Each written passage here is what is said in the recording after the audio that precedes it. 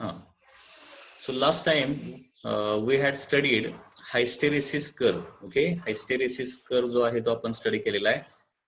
आणि hysteresis म्हणजे काय असतं? Lagging behind. In short it is called as lagging behind. Okay, so lag behind कोण होतं?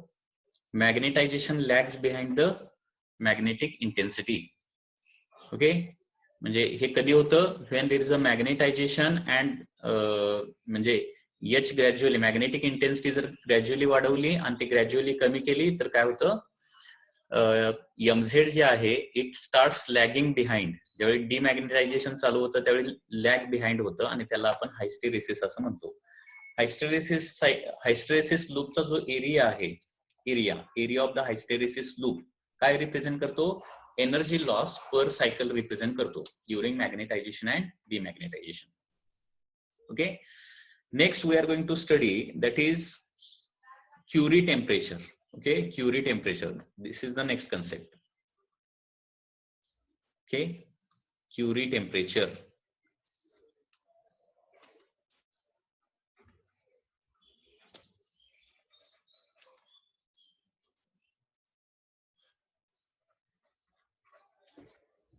So what do you mean by Curie temperature?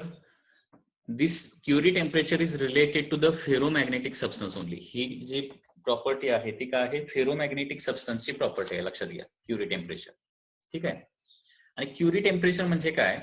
तर लक्षात घ्या, मी एक लास्ट टाइम तुम्हाला एक गोष्ट सांगितलेली होती आणि ती गोष्ट म्हणजे काय होती की एखाद्या सबस्टन्सला डिमॅग्नेटाइज करायचं असेल, त्याच्यातलं रेझिड्युअल मॅग्नेटिझम किंवा रिमेनन्स काढून टाकायचं असेल तर त्याची एक मेथड काय आहे? हिटिंग. बरोबर आहे ना? म्हणजे एखादा मॅग्नेट कम्प्लिटली डिमॅग्नेटाइज करायचा आहे किंवा एखाद्या आयर्न पीस मध्ये मॅग्नेटिझम शिल्लक राहिलेला आहे. ओके, कारण एखादा मॅग्नेट आपण काय केला? स्ट्रॉंग एक्सटर्नल मॅग्नेटिक फील्ड मध्ये ठेवला तर स्ट्रॉंगली मॅग्नेटाइज होतो आणि स्ट्रॉंग एक्सटर्नल मॅग्नेटिक फील्ड मधून बाहेर काढला तर कम्प्लिटली डिमॅग्नेटाइज तो होत नाही. त्याच्यामध्ये काही मॅग्नेटिझम शिल्लक राहतं, त्याला रिमेनन्स किंवा रेझिड्युअल मॅग्नेटिझम असं म्हणतो, रेझिड्युअल मॅग्नेटायझेशन असं आपण म्हणतो. ठीक आहे. आणि ते काढून टाकायची एक मेथड काय सांगितलेली होती? Heating up or increasing the temperature. Temperature वाढवलं की काय होतं? ते मॅग्नेटायझेशन निघून जातं. हे मॅग्नेटायझेशन का निघून जातं टेम्परेचर वाढवल्यावर? कारण you know that due to temperature there are vibrations to the atom. टेम्परेचरमुळे ऍटमला व्हायब्रेटरी मोशन मिळते. असं एकच टेम्परेचर आहे, लक्षात घ्या. सॉलिड मधले जे ऍटम आहेत ते त्यांच्या पोझिशनला कम्प्लिटली फिक्स्ड नसतात, तर त्यांच्या पोझिशनला काय होत असतात? व्हायब्रेट होत असतात. आणि हे व्हायब्रेट कशामुळे होतात? This is due to the temperature of that body. त्या बॉडीच्या टेम्परेचरमुळे ते व्हायब्रेट होत असतात. ठीक आहे. आणि फक्त एकाच टेम्परेचरला ती व्हायब्रेटरी मोशन नसते आणि ते टेम्परेचर म्हणजे काय? 0 केल्विन.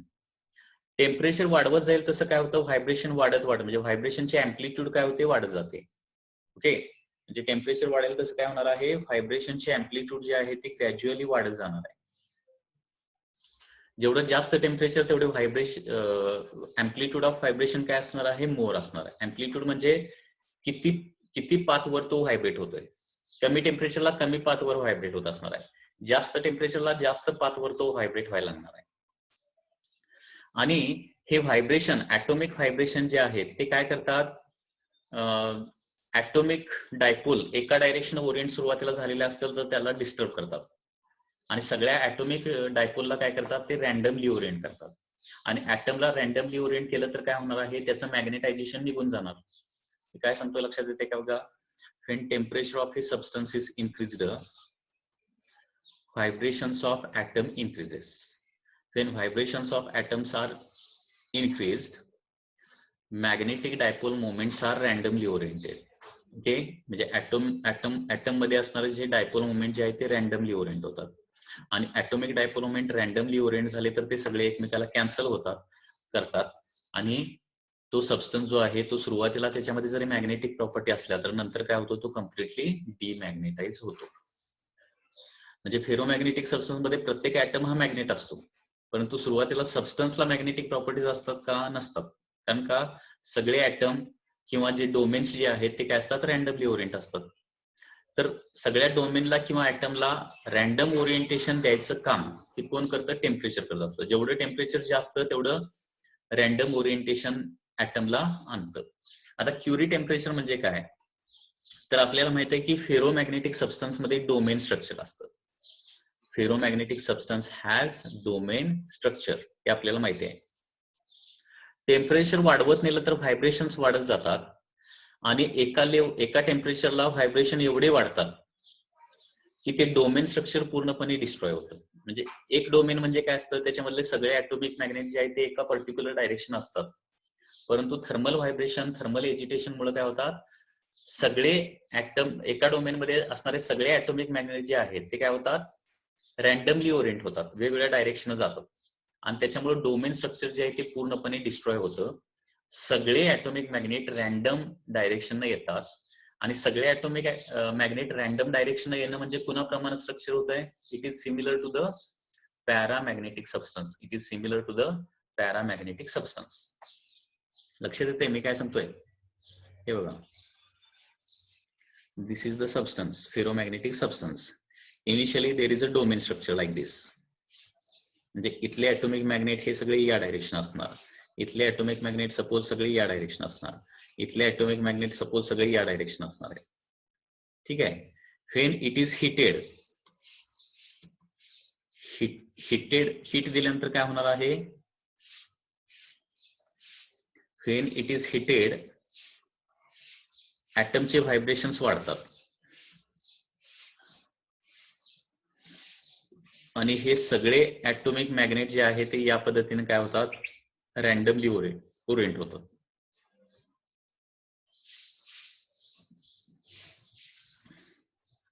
कसेही they are randomly oriented and domain structure is completely destroyed. तर ज्या टेम्परेचरला डोमेन स्ट्रक्चर कम्प्लिटली डिस्ट्रॉय होतं ते टेम्परेचर जे आहे त्याला काय म्हणायचं, Curie temperature. The temperature of ferromagnetic substance, temperature of ferromagnetic substance at which all atomic dipoles are randomly oriented. All atomic dipoles are randomly oriented and domain structure is completely destroyed. Domain structure is completely destroyed is called as Curie temperature. Okay, so temperature of ferromagnetic substance at which all atomic dipoles are randomly oriented and domain structure is completely destroyed is called as Curie temperature.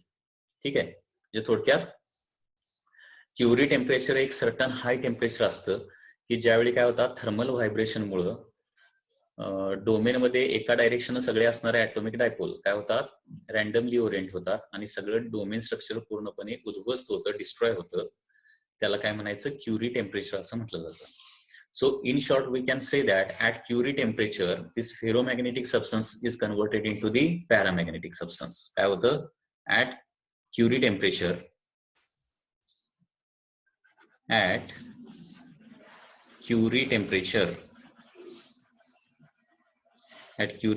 what happens, ferromagnetic substance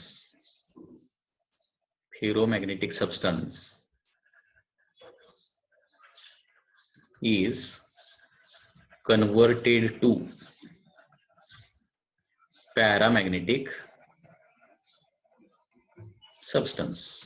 Okay, ferromagnetic substance is converted to paramagnetic. So the values of Curie temperature are different for different materials. Okay, what are the values of Curie temperature? These are like this. Curie temperatures. Okay, so values of Curie temperatures are like this. First, for iron, Curie temperature is 770 degrees Celsius, or in Kelvin it is 1043 Kelvin. After that, nickel. कारण ferromagnetic substance related ही property आहे, लक्षात घ्या. Iron, nickel, cobalt, गॅडोलिनियम, डायस्प्रोसियम हे सगळे ferromagnetic substances आहेत. Nickel is 360 degrees Celsius. 360 degrees Celsius, that is 673 Kelvin. बरोबर आहे ना? 360 प्लस 273 ऍड केल्यावर केल्विन मध्ये जाणार ना. 633 Kelvin. Okay. After that, cobalt. Cobalt जे आहे ते 1150 डिग्री सेल्सिअस. 1150 डिग्री सेल्सिअस म्हणजे केल्विन मध्ये किती होणार बघा. 1150 plus 273, so it is 312 and 1423 Kelvin. Okay, so these are some values of the Curie temperature. Now, what is the effect?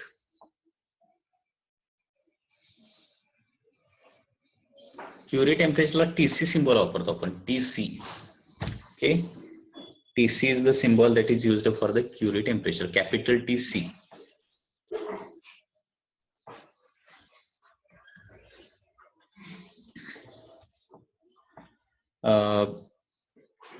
Now, what is the relation between the temperature and susceptibility of ferromagnetic substance? त्याचं थोडंसं आपण बघूया. Temperature and susceptibility. तर temperature आणि ससेप्टिबिलिटीचा जो graph आहे तो या पद्धतीने येणार आहे.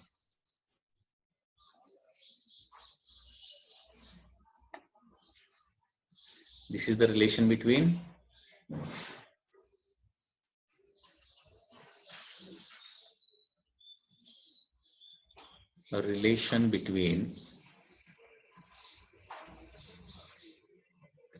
Temperature and susceptibility of ferromagnetic.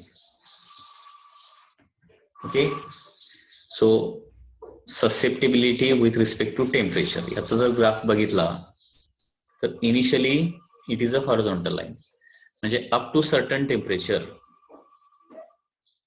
There is no effect of temperature on the susceptibility. आणि हे टेम्परेचर म्हणजेच काय असणार आहे, क्युरी टेम्परेचर असणार. कारण क्युरी टेम्परेचर पर्यंत काय होणार आहे, the ferromagnetic substance is going to remain ferromagnetic substance. और क्यूरी टेम्परेचर के बाद क्या हो जाएगा, क्यूरी टेम्परेचर के बाद ये पैरामैग्नेटिक हो जाएगा. सो पैरामैग्नेटिक होने के कारण हमें पता है कि क्या होता है, पैरामैग्नेटिक सब्सटेंस में susceptibility and temperature these are inversely proportional. So graph will be like this. Up to Tc it is a ferromagnetic, na, and after Tc it is a paramagnetic, and susceptibility of paramagnetic substance is inversely proportional to the temperature. That is the Curie's law. We have studied that. Okay, and therefore initially up to Tc there is a horizontal line, means up to Curie temperature क्या होता है, susceptibility temperature पे dependent नहीं रहता है. Temperature बढ़ा है लेकिन susceptibility उतना ही है. लेकिन क्यूरी टेम्परेचर के बाद क्या हो जाएगा, as temperature increases susceptibility decreases. Okay, susceptibility and temperature तीनों का ग्राफ पता है ना. ससेप्टिबिलिटी एंड टेम्परेचर तीनों मतलब तीनों मटेरियल का graph. So susceptibility and temperature, I am going to draw all the three graph for dia, para and ferro. Dia का कैसा रहता है, it is negative on negative side, so this is for diamagnetic. Susceptibility is negative and susceptibility does not change with respect to temperature. पैरा में क्या होता है, as temperature increases susceptibility decreases. So this is graph for the para. and for ferro susceptibility is very high. Initially it is constant up to Curie temperature, and after that it decreases like a paramagnetic substance. So this is the graph for ferro. Okay, ये तीनों graph important है. Okay, so this is for ferromagnetic, this is for paramagnetic, and this is for diamagnetic. So susceptibility with respect to temperature. There is a Curie-Weiss law. Okay, आता Curie हे जे आहे, क्युरीचं जे contribution आहे ते कुठं आहे, पॅरामॅग्नेटिक सबस्टन्सशी रिलेटेड. आणि वेस हा सायंटिस्ट कोण आहे माहिती आहे ना, ज्यानं डोमेन थेरी इन्व्हेंट केली, डिस्कवर केली, सॉरी डोमेन थेरी काय केलेली आहे, डिस्कवर केलेली आहे, कुणी, वेस या सायंटिस्टनं. आणि क्युरी आणि वेस या दोघांनी मिळून काय केलेलं आहे, एक लॉ तयार केलेला आहे, that is called as Curie Weiss law. What is this Curie Weiss law?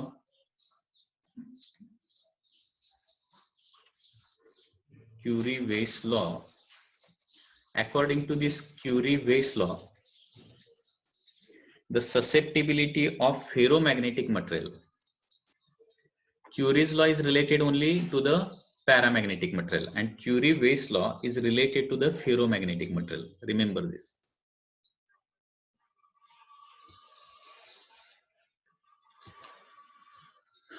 This susceptibility of ferromagnetic material is inversely proportional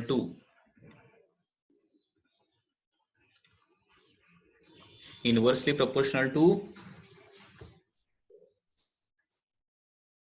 temperature above Curie temperature. Temperature above, it is inversely proportional to, it is not just temperature, but it is a temperature above Curie temperature.